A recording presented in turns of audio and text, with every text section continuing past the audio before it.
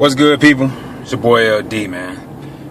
And I am headed to go train chest on this beautiful day in Atlanta, Georgia. GA. And, oh, look at my hat, man. See my new hat? My new Bulls hat? I am still a Miami Heat fan, in case you're wondering. I just like the hat. Anyway, going to train chest, man, and I figured I'd just talk a little bit while I'm on the way there about how you should train when you're going through a cut.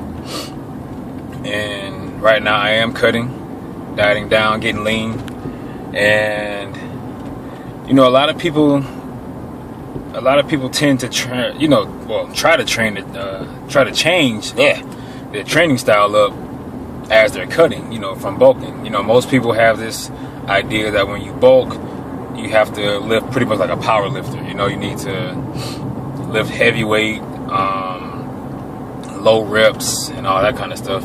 And then once you're cutting, you're supposed to start lifting light weights and going for a bunch of reps, right?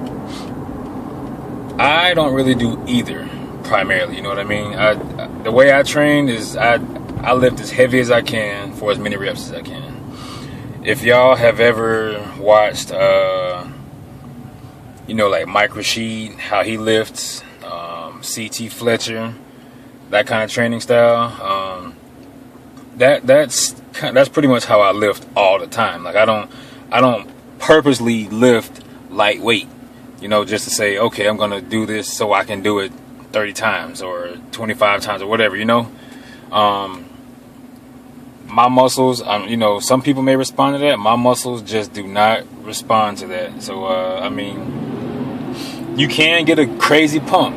Now, if you do 30 reps on something, you're gonna get pumped. But what I'm doing is progressive overload. I still want to maintain strength, which is going to help me maintain size as much as possible while I'm going through this caloric deficit. So, I do that pretty much to maintain my strength and to preserve my muscle while I'm doing it, while I'm going through this cut. So, yeah, man, that's just how I do it. I don't change up my training style from bulking to cutting, maintaining, whatever I'm doing. I train the same way. I lift heavy, and when I say lift heavy, I'm not just saying I'm lifting heavy for like 3 reps, or 4 reps. Like on the bench press, I'll do 315 for a set of 10. You know what I mean? Like I'm not just lifting lightweight. It's not that whole bouncing and jerking and all that. It's controlled movements, and that's just how I maintain my strength. Now, as the workout goes on, I may lose a rep or two, whatever here and there. Lose a little bit of strength. Like the other day I did 315, and I got 8 reps instead of 10 like I did when I was bulking. But who cares about that? Overall I'm still maintaining most of my strength. But as your workout goes on, you'll notice that you will start having to drop the weights more. Like I'll start off with bench press, and then my second movement is usually like a dumbbell, either incline or flat bench, right? And I just noticed that I had been losing like a rep.